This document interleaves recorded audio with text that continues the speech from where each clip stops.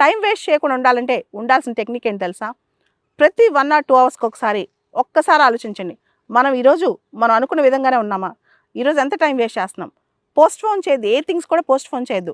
ఎంత కఠినమైన పనైనా చేయడానికి ట్రై చేయండి. మాక్సిమం ట్రై చేయండి. తర్వాత ఏ విషయం ఆలోచించొద్దు. మైండ్‌లో ఇంకేం పెట్టొద్దు. ఈరోజు మనం ఏం చేస్తున్నాం ఫోకస్ మొత్తం అంతే. నా మైండ్‌లో కూడా ఏ స్ట్రెస్ నేను రానిను. ఏదొచ్చినా సరే ఈరోజు చేయాల్సిన పని ముగించుకున్న తర్వాతే స్ట్రెస్ రానిస్తాను. ఎంత కష్టమైనా, ఎంత పోరాటమైనా జీవితంలో ఆ రోజు ఏం జరిగినా సరే, ఎంత పెద్ద ఇష్యూ అయినా నేను చేయాల్సిన పని మీద ఫోకస్ పెడతాను.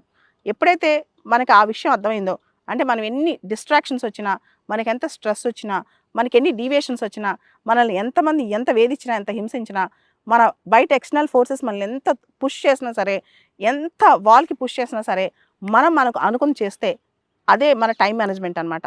ఆ రోజు చేయాల్సిన పని చేసే పడుకోవాలి. ఆ సూర్యుడు అస్తమించేలోపు చేయాలి.